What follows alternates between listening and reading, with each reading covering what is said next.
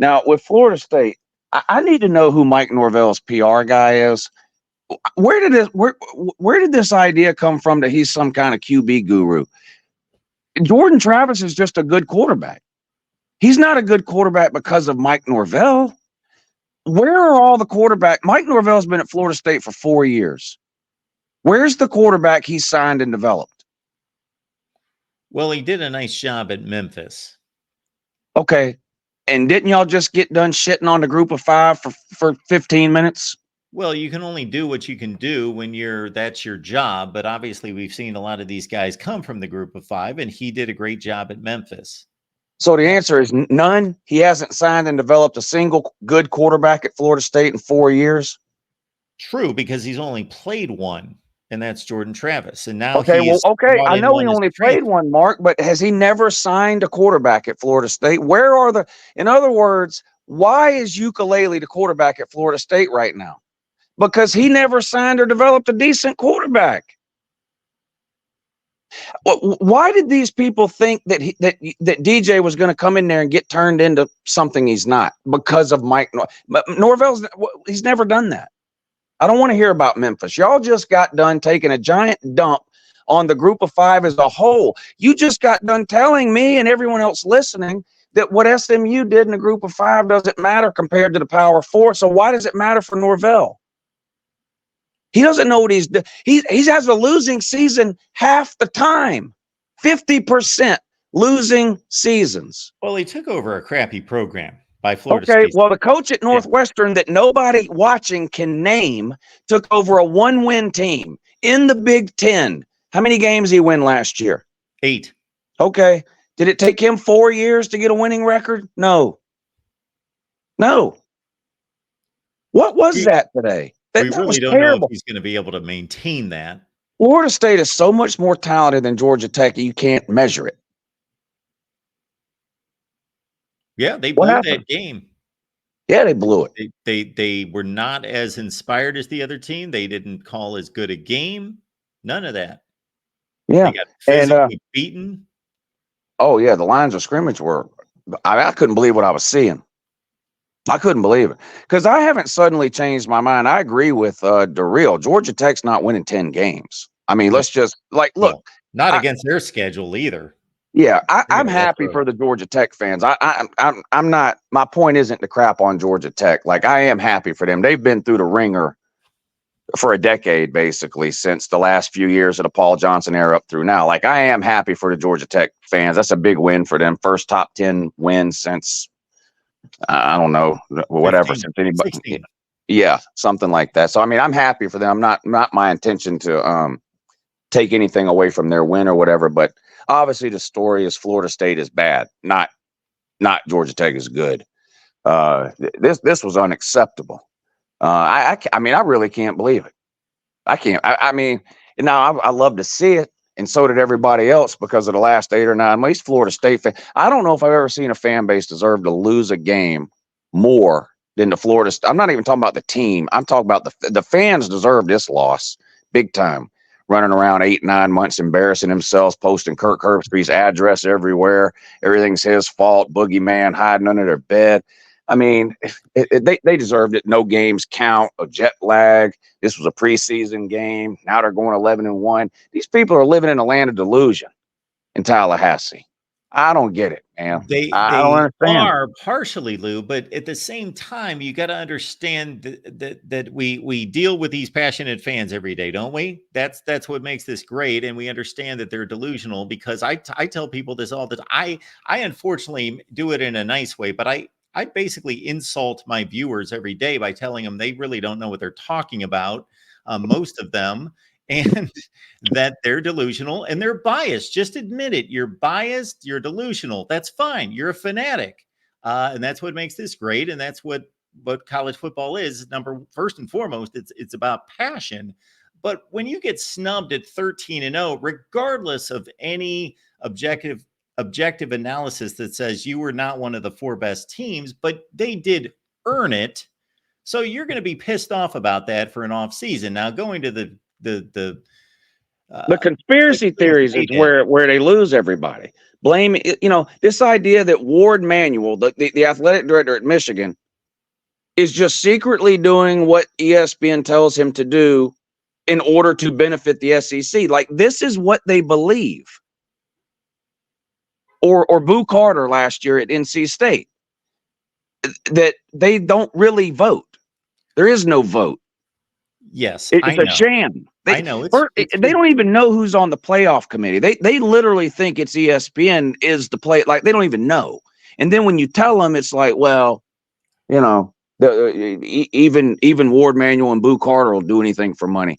These people are insane.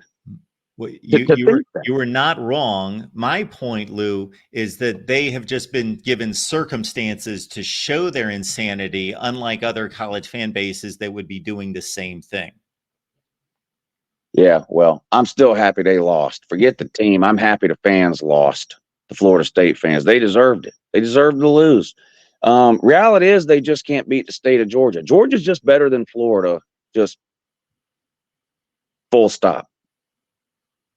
Yeah, Georgia Tech over Miami. They got a 2-game winning streak there. Yeah. Has Georgia Tech really beat Florida State 3 out of the last 4 times? Holy moly. Yeah. Georgia Tech hasn't beat Georgia 3 times this century.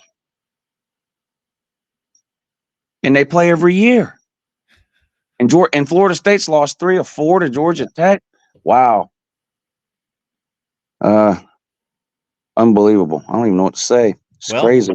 Montana State game was good. Lou, if you were like me, you were trying to figure out, because we've got all these numbers that tell us that top 10 teams, preseason top 10 teams, are going to plummet out of the poll. And it's like a head scratcher to figure out who's that going to be. Well, we found out today who most likely is going to be one of them.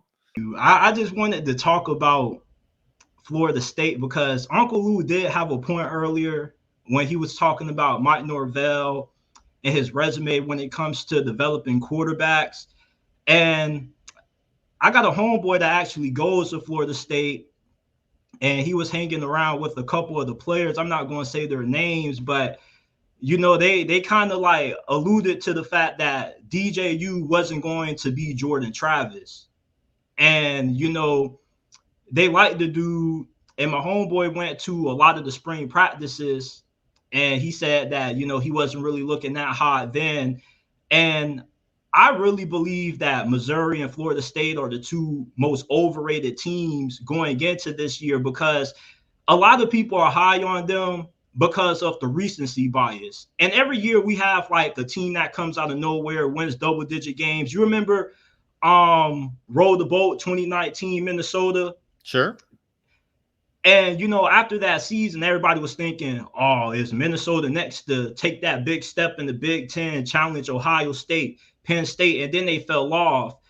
And with Florida State last year, they did go 9-4, JT. They did go 9-4 their next 2 regular seasons, full seasons, Minnesota. But it's like they never really took that next jump. No, not at all.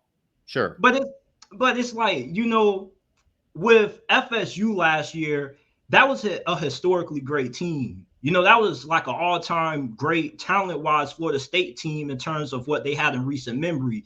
And they had like 2 NFL wide receivers and Jordan Travis. And you replace all of that with, some decent replacements. You got Malik Benson, you still got Ja'Kai Douglas. But at quarterback, you severely downgraded with DJU. And you could tell by how their game plan was, they don't really trust the brother like that. They didn't really take too many shots downfield until later in the game. And when they did try to attack the field vertically, it was 2 overthrows to Ja'Kai Douglas. And it doesn't really seem like they got a lot of confidence in DJU. And I want to see Florida State falling off the map this year. I got them at 9-3. But the way they're going to win games is a lot similar to 2017 Miami, because DJU reminds me of Malik Rozier in the sense it's like he ain't trash, but he ain't good neither. But at the same time, he'll make enough plays where he'll keep you in the game. And then if the game's close, you cross your fingers. Maybe he hits 2 big prayers downfield, or he has a drive that he had late in that Georgia Tech game. He drives him downfield, comes up clutch in the fourth quarter. You looking at this man like, oh, shoot. So you feel me? You can do this in clutch time, but you can't do this for the entirety of the game. And defensively, I was really surprised that Florida State's defensive line got manhandled the way they did against Georgia Tech's O-line. I know Georgia Tech returns a good amount of experience on that side, but the D-line really was supposed to be, Florida State's strength this year. Although they did lose Jared Verse and Brandon Fisk, Patrick Turner, Peyton Turner, number 11, he's a beast. I didn't really see him nowhere in this game. And from the way this game played out, you would have thought that Georgia Tech was Florida State. They look like the teams that had better athlete out there. They had more strength up front, more physicality. And plus, they had that underdog factor. The fact that nobody thought they had a chance to even keep the game close, which shocked me, because I was just looking at DJU like, man, you were struggling at Oregon State and you struggled at Clemson. What makes me think that you're going to all of a sudden be able to turn around just because you got Mike Norvell as your head coach? So I wasn't really surprised by the outcome. As a matter of fact, like, I don't know how you felt about picking Georgia Tech to win outright, but I was really close to doing it. I just didn't have enough guts to do so. But I did expect the game to be close, and I wouldn't be surprised if they ended up winning it. And then another thing, when it comes to the college football playoff argument, I disagree with Uncle Lou's second point, because here's a scenario that I want to throw at you. Yep. Let's say Virginia Tech goes 10-2, they beat Miami and they beat Clemson, right? And let's say they win the ACC. Well, let's say they lose the ACC championship to Miami in a rematch or whoever. So let's say they're a 2-loss team and they're ranked high. Would you be willing to put a 10-2 Virginia Tech team over a 9-3 SEC team? Because the problem is that the SEC is the deepest conference in college football. There's about 7-8 teams that are playoff caliber. And with how tough the SEC is in general, they got the most ranked teams in college football. If we're judging this by strength of record, because they always say you may not be what your record says you are. You can be 12-0, but still not be good as a 9-3 SEC team because you faced a weaker schedule. So let's say we got 9-3 Tennessee, 9-3 Ole Miss, and 9-3 Oklahoma. Are we really going to leave out? Let's say Tennessee gets a win against Georgia and they get another big win, right?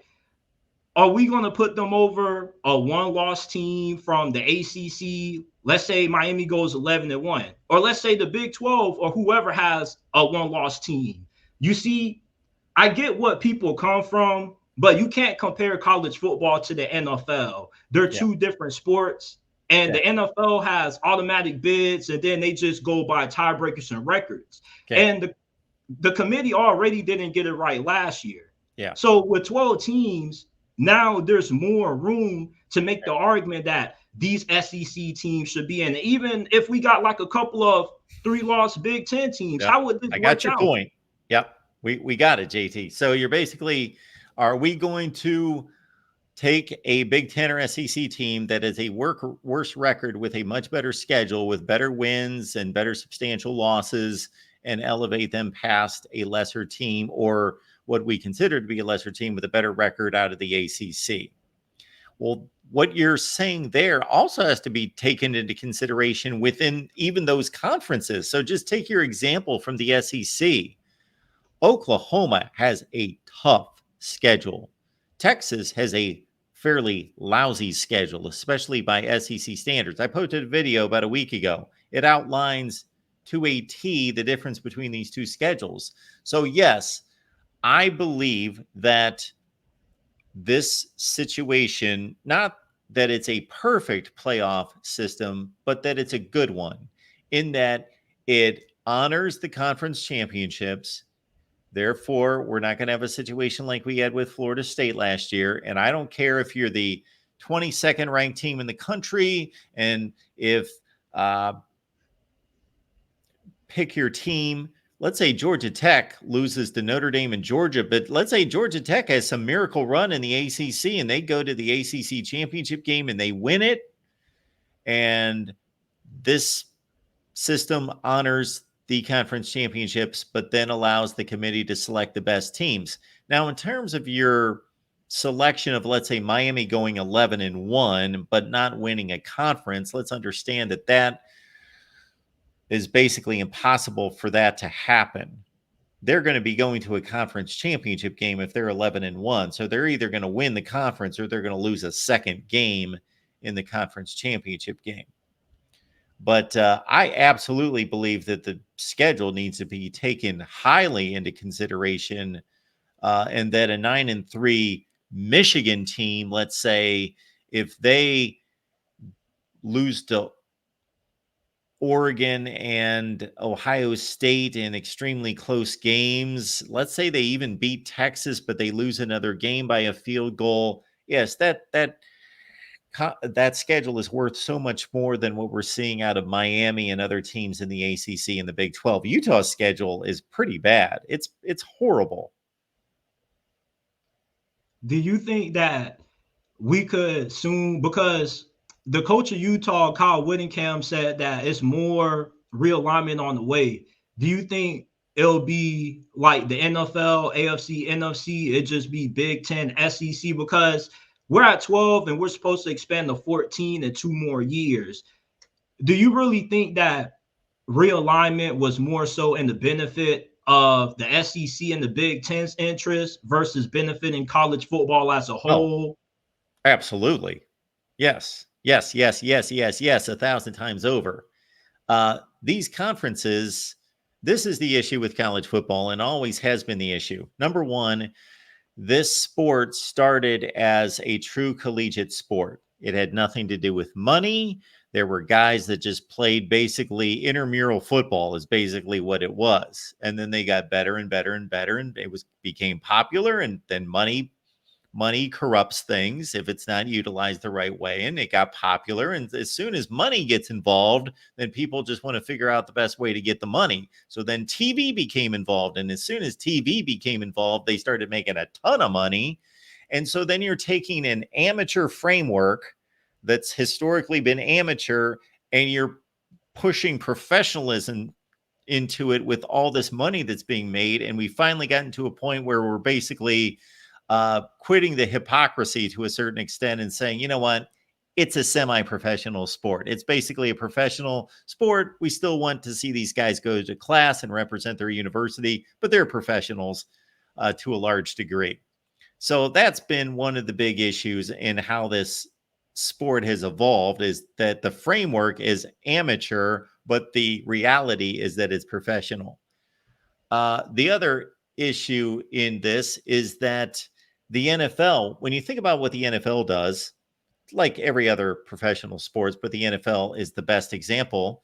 The NFC's East is not making decisions on its own and saying, screw the AFC East. We don't care what's best for them. We are going to do whatever we want, because they all do what's best for all of them. They're all looking out for what's best for the NFL. And that's why they're so successful, so incredibly successful.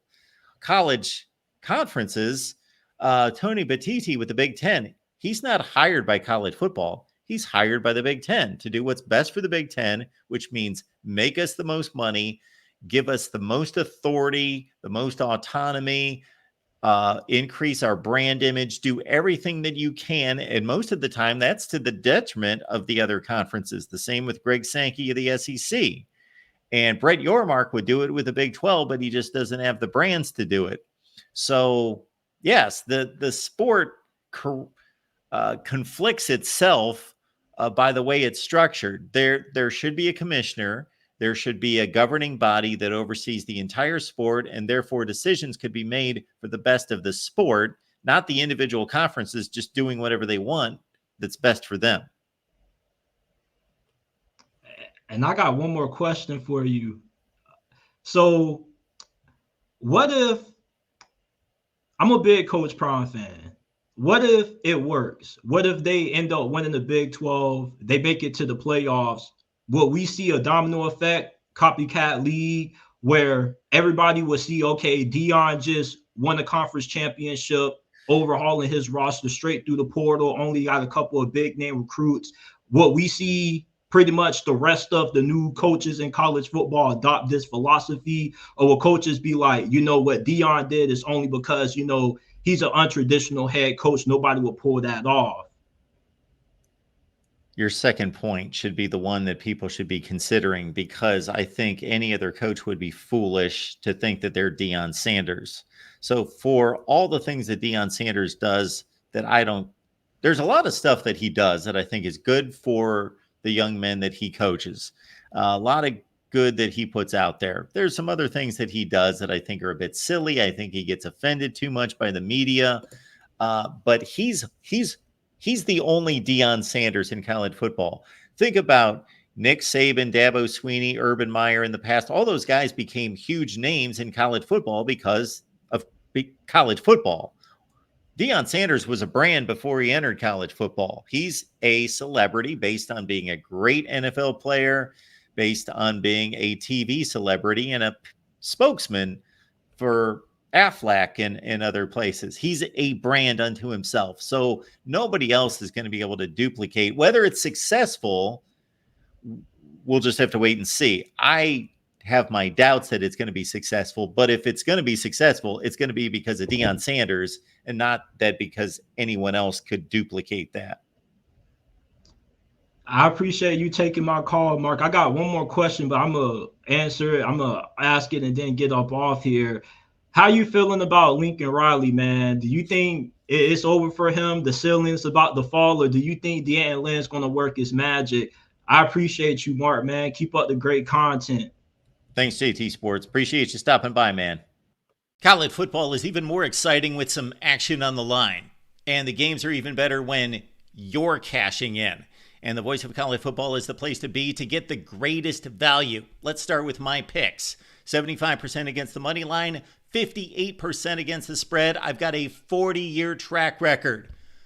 In fact, in 2023, at $100 played per game, you would have netted over $9,300. And guess what? I'm just the warm-up act. Steve Merrill, our ace in the hole, show stopper from Wager Talk. 6 years with the Voice of College Football, over 30 years in the industry. Steve gives us analysis on all the big games, but you can't miss Steve's weekly under-the-radar pick, which went 21-5 against the spread the last 2 seasons. I repeat, 21-5 against the spread. You also get picks from some of our top analysts here at the Voice of College Football, including Steve Dace and Matt Zemek. Become a YouTube channel member or Patreon member for just $99 per month. Go to the main channel on YouTube, click join, and select the betting tier. Do the same thing on Patreon. Make 2024 a winner now.